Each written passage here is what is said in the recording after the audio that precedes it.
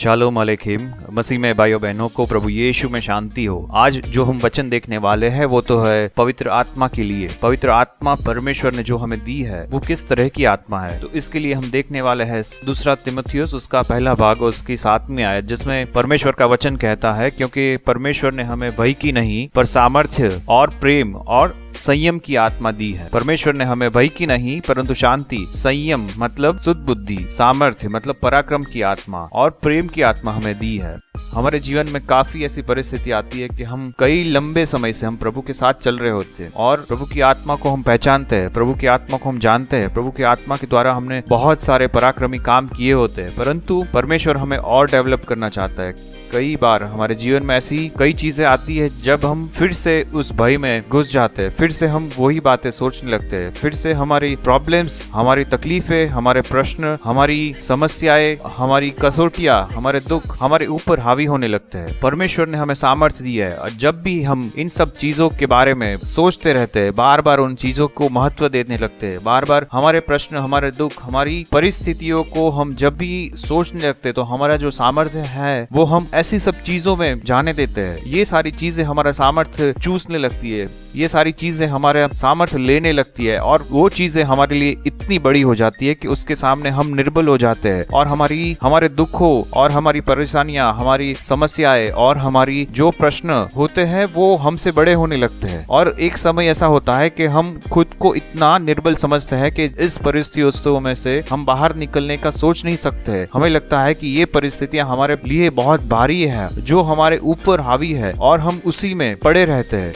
उसमें से बाहर निकलने के बारे में हम सोचना भी भूल जाते हैं। परंतु हमें परमेश्वर की आत्मा सामर्थ्य देती है। हमें भय से बाहर निकलना है, हमें शांति में आना है, चाहे परिस्थिति बाहर कैसी भी हो, हमारे जीवन में कुछ भी चल रहा हो, हमारे जीवन में कैसे भी दुख आन पड़े हो, परंतु परमेश्वर का पवित्र आत्मा हमें दिया गया है जो हमें सारे ही भय से मुक्त करता है, सारे भय में हमें शांति देता है, किसी भी विकट परिस्थिति में हमें शांत रखता है, हमें विचलित नहीं होने देता। ये है पवित्र आत्मा, ये है परमेश्वर का आत्मा, जो आत्मा हमें सामर्थ्य देती है, जो हमें अपने आप पे संयम रखने को बोलती है, जो हमें प्रेम देती है। भय से मुक्त होना ही परमेश्वर हमें चाहते हैं, क्योंकि परमेश्वर का वचन प्रकाशित वाक्य उसके 21 और 8 में कहता है कि भय रखना वो तो दूसरा मृत्यु है, भय एक दूसरा मृत्यु है। क्योंकि परमेश्वर ने हमें भय में से छुड़ा के, मौत के भय से और जो भी डर हम रखते थे उन सारे डर में से निकाल के हमें अपने राज्य में स्थापित किया है, जहाँ पे उसने हमें शांति दी है, जहाँ पे हमें डर से मुक्ति दी है।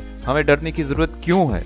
जब हम जानते हैं कि हमारा पिता तो हमारा परमेश्वर है, फिर भय रखने की कोई आवश्यकता नहीं है। हमारा परमेश्वर जिसने पृथ्वी को सर्जित किया, जो पृथ्वी को नाश करने के काबिल है, वो महान और बड़ा परमेश्वर हमारा पिता है। तो क्या पिता हमें ऐसी विकट परिस्थिति में रखेगा? क्या पिता हम जिस बात को सहन ना कर सके ऐसी विपत्तियां हम पे आने देंगे? बिल्कुल नहीं। जिसने हमें विपत्ति में रखा है वो हमें विपत्ति में से बाहर रखने के लिए भी काबिल है, क्योंकि जिसने हमें परमेश्वर का आत्मा, खुद का परमेश्वर ने हमें पवित्र आत्मा दे दिया है, जो हमें सारे डर से बाहर निकालता है, जो हमें शांति में रखता है, जो हमें विचलित नहीं होने देता। पर कई बार हम फेल हो जाते हैं। कई बार बहुत सारे लोगों के जीवनों में पवित्र आत्मा ने काम किया होता है, उसके बावजूद वो फेल हो जाते हैं। लोग अपना आपा खो बैठते हैं, अपने ऊपर कंट्रोल नहीं रख पाते। ऐसा क्यों होता है? क्योंकि हम परमेश्वर की आत्मा के प्रति इतने जागरूक नहीं है, हम परमेश्वर की वाणी को मानते नहीं है, हम परमेश्वर के साथ समय नहीं बिताते, हम परमेश्वर के आत्मा से फील होना, भरना और वेष्टित होना हम नहीं चाहते। जब हम परमेश्वर के आत्मा से पूरे भर जाएंगे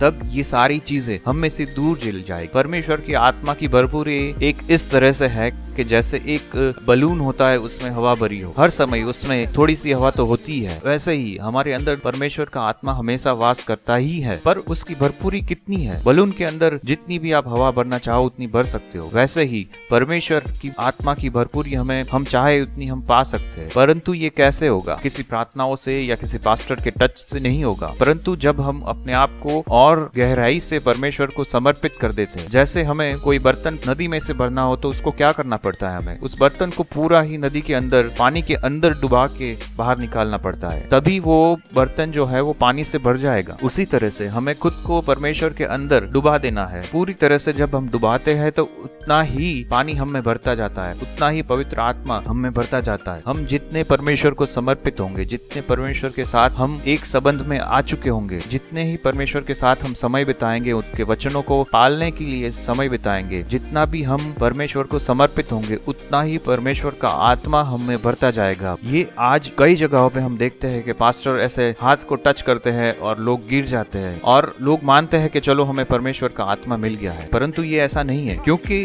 जब भी ये लोग सभाओं को छोड़ के बाहर जाते हैं तब वही पुरानी जीवन में, वही पुरानी जिंदगी में, वही पापों में, उन्हीं तरह के बंधनों में अपना जीवन व्यतीत कर रहे होते हैं और परमेश्वर के आत्मा को जानने के बाद जो उनका जीवन होता है वो और भी बुरा होता है, और भी गंदा होता है, और भी पापों के बंधनों में पड़ा हुआ होता है। तो ये सत्य नहीं है कि किसी के टच होने से या किसी के कहने से हमें परमेश्वर का आत्मा मिल जाता है। परमेश्वर का आत्मा हमें तभी मिल जाता है जब हम परमेश्वर के बेटे के ऊपर, प्रभु यीशु के ऊपर भरोसा करते हैं, तभी परमेश्वर का आत्मा हमें मिल जाता है। बपतिस्मा के द्वारा हम परमेश्वर का आत्मा हमें वास करने लगता है। उसकी भरपूरी पर हम जब जितना परमेश्वर को समर्पित होते जाएंगे, उसके वचनों को अधीन होते जाएंगे, उसका कहना जितना जितना हम मानते जाएंगे, उतना उतना परमेश्वर की आत्मा की भरपूरी हमें मिलती जाएगी। परमेश्वर का आत्मा का काम ये नहीं है कि हमें गिरा दे, नीचे गिराना वो परमेश्वर का आत्मा का काम नहीं है। या कुछ बोल बोल करना या बड़बड़ करना या जिस चीजों का मतलब नहीं है ऐसी वाणियां मुख से निकालना, ये परमेश्वर के आत्मा का काम नहीं है। ये किसी और आत्मा का काम हो सकता है, क्योंकि परमेश्वर का आत्मा गिराता नहीं है, वो हमें सामर्थ्य देता है। जैसे पीटर को सारे ही यहूदियों के सामने खड़े रहने की ताकत उसने दी। पहले तो पीटर बहुत घबराता था। केवल 5-6 लोग जहाँ अग्नि के पास बैठे थे उनके सामने वो प्रभु यीशु को स्वीकार नहीं कर सका था, परंतु जब उसको पवित्र आत्मा मिला तो वो उठ खड़ा हुआ और हजारों लोगों के बीच में उन्होंने परमेश्वर का सुसमाचार, प्रभु यीशु को प्रकट किया। ये सामर्थ्य उसको कहाँ मिली? जब 50वां के दिन पवित्र आत्मा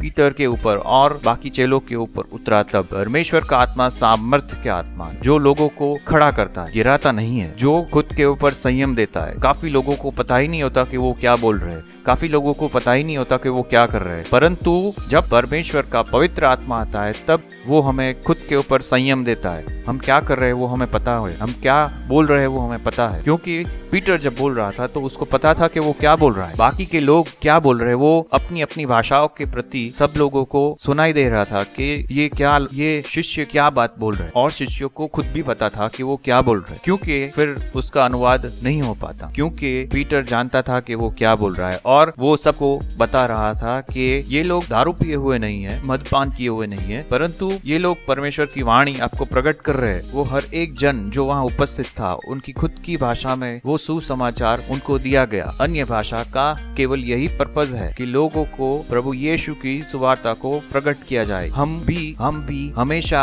इस बात को अपने जहन में रखें, परमेश्वर को समर्पित होके पवित्र आत्मा की भरपूरी हम ग्रहण करें, तभी हमें मिलेगी सामर्थ्य, कभी हमें मिलेगा प्रेम, तभी हमें मिलेगा साबत बुद्धि, तभी हमें मिलेगा अपने आप पे पूरा संयम, तभी हमें मिलेगा शांति, और तभी हमें भय से मुक्ति मिलेगी। इस जगत में हमें भय है, परंतु परमेश्वर ने हमें अपना आत्मा दिया। पवित्र आत्मा हमें सभी भय से मुक्त कर। आइए हम परमेश्वर के चरणों में रहे और पवित्र आत्मा के लिए खुद को समर्पित कर। आइए हम प्रार्थना कर। ऐ हमारे पिता, आपके वचन के लिए हम आपका शुक्रिया अदा करते हैं, क्योंकि सत्य वचन प्रभु आपके वचनों के अंदर हमारे लिए छिपा हुआ है। आपके वचनों के अंदर हमारे लिए जीवन छुपा हुआ है। आपके वचनों के अंदर हमारे लिए मार्ग छुपा हुआ है। वो मार्ग आप हम अबूदों को प्रभु जी प्रकट करते हो, इसके लिए हम आपका धन्यवाद कर। हमें सच्ची समझ दीजिए, हमें भय में से मुक्त कीजिए। आपका आत्मा का काम हमारे अंदर हमेशा हमेशा बढ़ता रहे, आत्मा के फल हम में से आ पाए, इसके लिए आप कृपा होने दो प्रभु। हमें सच्ची समझ दीजिए और कई ऐसे ख्याल जो आज दुनिया में प्रवर्तित, उन सब से हमें मुक्त करके आजादी का जीवन प्रभु हमें दी। प्रार्थना चाहते हैं हमारे प्रभु यीशु के नाम। प्रभु आप सुनिए और ग्रहण करें। आमीन।